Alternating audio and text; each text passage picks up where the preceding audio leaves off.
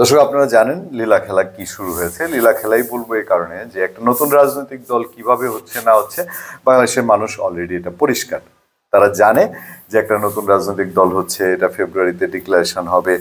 ওই দলকে সব রকম স্পেশালিটি দেওয়া হচ্ছে, সব রকম স্পেশাল সুযোগ সুবিধা তারা পাচ্ছে। বিএনপি বলছে রাষ্ট্রীয় পৃষ্ঠপোষকতায় নতুন রাজনৈতিক দল হলে, ছাত্রনেতাদের দল হলে এটা জনগণ মেনে নেবে না, কিন্তু হচ্ছে তাই। এবং হচ্ছে তাই এটা অনেকটাই সামনে চলে এসছে যে এই স্টুডেন্টরা আগামীতে ক্ষমতায় যাওয়ার জন্যে তারা এর আগে এই যে শেখ হাসিনা সরকারকে বিদায় যেটা, এটাকে তারা সুযোগ হিসেবে নিয়েছে। এর আগে কোনো অভ্যুত্থানে এই ঘটনা ঘটেনি। ছাত্র জনতার গণ অভ্যুত্থানে ছাত্ররা নেতৃত্ব দিয়ে তারা ক্ষমতার জন্য আবার উঠে পড়ে লেগেছে, এরকম হয়নি।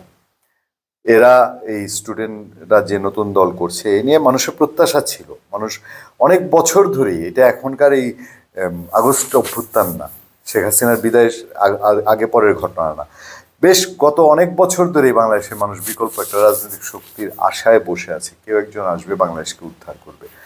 সেই আশার জায়গাটায়, মানুষের প্রত্যাশার সেই জায়গাটায় ইউজ করে কেউ আবার বাড়তি সুবিধা নেই, মানুষের চোখে ধুলার কোনো ঘটনা ঘটুক, এটা কেউ আশা করে না।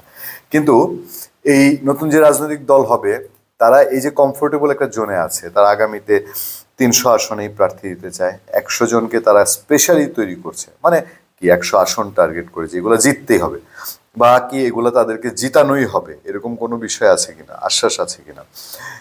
সবাই ওদের যারা এই নতুন রাজনৈতিক দলের সঙ্গে আছেন তারা বলছেন যে তারা এরকম কাজ করছে, তারা জনসংযোগ শুরু করেছে, জনসম্পৃক্ততা বাড়ানোর কাজ শুরু করেছে, এতে কোনো আপত্তি নেই। কিন্তু ওই যে আপত্তির জায়গাটা হচ্ছে যে আপনারা এগুলো সবকে গুছিয়ে টুছিয়ে করছেন কিনা, প্রিপ্ল্যান্ড এই যে সংস্কারের নামে যে নির্বাচনটা পিছানো হচ্ছে, যে এই সময়টা আপনাদের এই নতুন রাজনৈতিক দলের পায়ের নিচে মাটি আনার প্রয়োজন কিনা। আবার এই যে সরকারের উপদেষ্টাদের সেইখানে যোগ দেওয়ার বিষয়টি সামনে এসছে। তো সেক্ষেত্রে আমরা কি বলবো, আমরা বলবো যে এর মধ্যে অন্য কিছু আছে কি।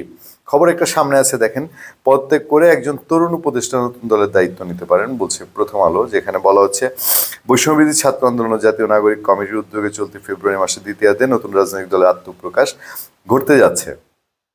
অন্তর্বর্তী সরকার একজন তরুণ উপদেষ্টা পদত্যাগ করে নতুন এই দলের দায়িত্ব নিতে পারেন। তরুণ উপদেষ্টাকে আপনারা জানেন, আসিফ মাহমুদ সজীব ভুঁইয়ার কথা খুব বলা হচ্ছে।